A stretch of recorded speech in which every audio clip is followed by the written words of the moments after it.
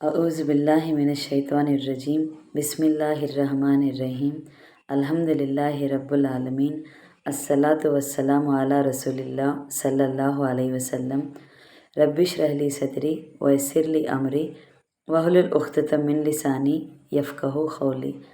السلام علیکم ورحمۃ اللہ وبرکاتہ۔ سب جنوں کو تمہیں بھی یہ ویڈیو دیکھنے کے پہلے درود اور سلام پڑھ کو یہ ویڈیو دیکھنا شروع کرو۔ آج کا 5 منٹ کا مدرسہ آپ کو اب چلتا ہے 4واں مہینہ ربیع الثانی کا 22 تاریخ کے بارے میں انشاءاللہ 10 حدیثاں تھی اسے معلوم کر لینے کی کوشش کریں گے۔ پہلی بات اسلامی تاریخ کے بارے میں۔ دوسری بیت عقابہ مدینہ منورہ میں حضرت مصعب بن عمیر رضی اللہ عنہ کی دعوت اور مسلمانوں کی کوشش سے ہر گھر میں اسلام اور پیغمبر اسلام کا تذکرہ ہونے لگا تھا۔ لوگ اسلام کی خوبیوں کو دیکھ کر ایمان میں داخل ہونے لگے تھے۔ سن 13 نبوی میں مصعب بن عمیر رضی اللہ عنہ 70 سے زیادہ مسلمانوں پر مشتمل ایک جماعت لے کر حج کرنے کی غرض سے مکہ آئے۔ اس قافلے میں مسلمانوں کے ساتھ قبیلے اوس اور خزرج کے مشرکین بھی تھے۔ رسول اللہ صلی اللہ علیہ وسلم نے اپنے چاچا حضرت عباس رضی اللہ عنہ کے ساتھ عقبہ نامی گھاٹی میں آ کر رات کے وقت مسلمانوں سے ملاقات فرمائی۔ حضرت عباس رضی اللہ عنہ نے مسلمانوں کی جماعت سے کہا، محمد صلی اللہ علیہ وسلم اپنی قوم میں نہایت باعزت ہیں اور ہم ان کی حفاظت کا خیال کرتے ہیں۔ وہ تمہارے یہاں آنا چاہتے ہیں۔ اگر تم پوری طرح حفاظت کرنے کا وعدہ کرو تو بہتر ہے، ورنہ صاف جواب دے دو۔ انصار نے کہا، ہم نے آپ کی بات سن لی، اب حضور صلی اللہ علیہ وسلم بھی کچھ فرمائیں۔ آپ صلی اللہ علیہ وسلم نے قرآن کی تلاوت فرما کر انہیں اسلام لانے کا شوق دلایا۔ پھر فرمایا، ہم چاہتے ہیں کہ تم لوگ ہمارے ساتھیوں کا ٹھکانہ دے کر ان کی حفاظت کرو اور رنج و غم، راحت اور آرام، تنگ دستی اور مالداری، ہر حال میں میری پیروی کرو۔ اس نصیحت کو سن کر انصار نے باخوشی منظور کرتے ہوئے آپ صلی اللہ علیہ وسلم کے ہاتھ پر بیعت کی۔ پھر اسلام کی دعوت اور تبلیغ کے لیے ان میں سے 12 افراد کو ذمہ دار بنایا۔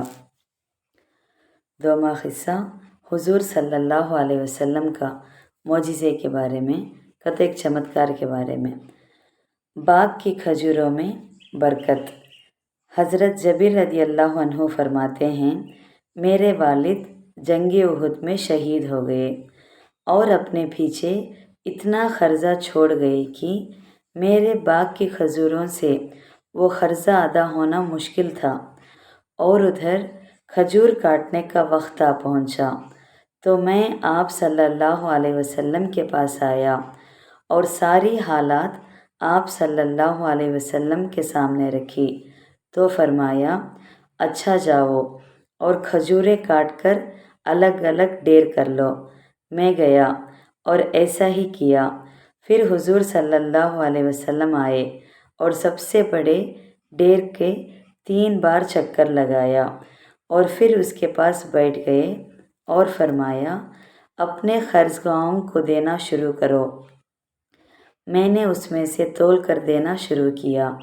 اللہ تعالیٰ نے میرے والد کا سارا قرضہ ادا کر دیا اور جتنے ڈھیر تھے سب بچ گئے، اور جس پر حضور صلی اللہ علیہ وسلم تشریف فرماتے تھے وہ ایسا ہی رہا گویا کہ اس میں سے ایک کھجور کم نہ ہوئی ہو۔ صحیح بخاری حدیث 2781 کے ریفرنس میں سے۔ 3واں قصہ ایک فرض کے بارے میں۔ نماز میں قرات کرنا فرض ہے۔ رسول اللہ صلی اللہ علیہ وسلم نے ارشاد فرمایا، قرات کے بغیر नमाज अदा नहीं होती। खिरात का तो पहले 2 रुकुआ में अलहम के सूरे के बाद सूर्य फातिहा के बाद दूसरा कोस्तु सूरा आयतम पढ़ते उसे खिरात बोलते। सही मुस्लिम हदीस 908 अबू हुरैरा रदियल्लाहु अन्हु के रेफरेंस में से क्या खुलासा करते हैं तो आदमी जब तन्हा नमाज पढ़े तो उस पर ख़ायम में खिरात करना फ़र्ज़ है।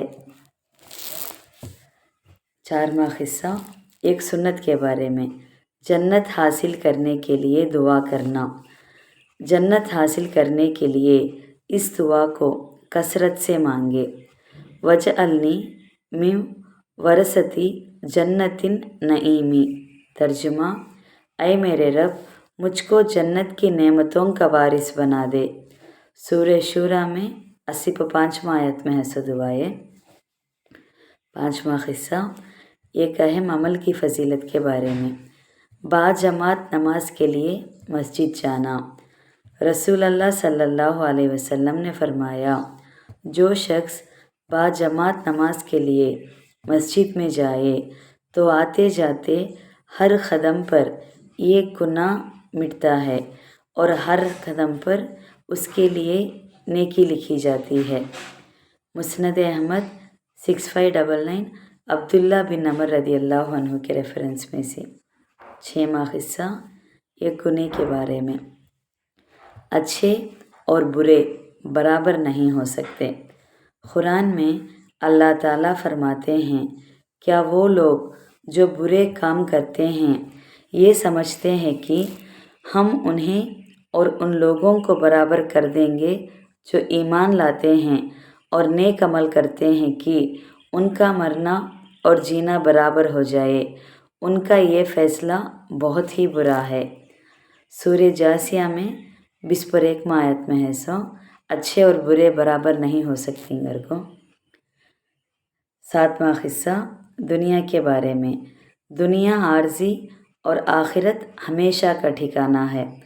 अल्लाह ताला का इरशाद है, दुनिया की ज़िंदगी महज चंद रोज़ है और असल ठहरने की जगह तो आखिरत ही है। सूरह मोमिन 39 आयत में है सो। 8वां हिस्सा आखिरत के बारे में। जन्नतियों के कंगन। कुरान में अल्लाह ताला फरमाते हैं, उन जन्नतियों के बदन पर बारीक और मोटे रेशम के कपड़े होंगे और उनको चांदी के कंगन पहनाए जाएंगे और उनका रब उनको पाकीज़ा शराब पिलाएगा। अहले जन्नत से कहा जाएगा कि ये सब नेमतें तुम्हारे आमाल का बदला है और तुम्हारी दुनियावी कोशिश कबूल हो गई। सूरह दहर 22 आयत में है से। 9वां हिस्सा तिब्बे नबवी से इलाज। चौंधेपन का इलाज। कतो आई इन्फेक्शन तो भी हंक्या मोटे हो गए तो भी सूजन आता से उसका इलाज बोलती हैं। हाँ, रसूल अल्लाह सल्लल्लाहु अलैहि वसल्लम ने फरमाया, कुंभी मानी एक किस्म में से है कतो मशरूम को और उसका पानी आँख के लिए शिफा है। अजवा जन्नत की खजूर है और उसमें जहर से शिफा है। हज़रत अबू हुरैरा रदियल्लाहु अन्हु फरमाते हैं कि मैंने 3 या 5 या 7 कुंभियाँ ली कतो मशरूम लिए और पानी निचोड़कर एक चौंधी बांदी के आँख में डाला कतो हंकी में तो वो अच्छी हो गई। तिर्मिज़ी 2068 2069 अबू हुरैरा रदियल्लाहु अन्हु के रेफरेंस में से। आखिरी 10वां हिस्सा नबी सल्लल्लाहु अलैहि वसल्लम की नसीहत के बारे में। दीनदार औरत से निकाह करो। रसूल अल्लाह सल्लल्लाहु अलैहि वसल्लम ने फरमाया, औरत से 4 चीज़ों की वजह से निकाह किया जाता है, उसके माल, हसब नसब, खूबसूरती और दीनदारी की वजह से। तुम्हारा भला हो तुम दीनदार औरत को पसंद करके कामयाब हो जाओ। सही बुखारी हदीस 5090 अबू हुरैरा रदियल्लाहु अन्हु के रेफरेंस में से। अल्हम्दुलिल्लाह, आज का 5 मिनट का मदरसा बिस्पर्दो रब्यु सानी के बारे में बात कर लिए। انشاءاللہ کل بسپر 3 ربیع الثانی کے بارے میں بات کریں گے۔ السلام علیکم ورحمۃ اللہ وبرکاتہ۔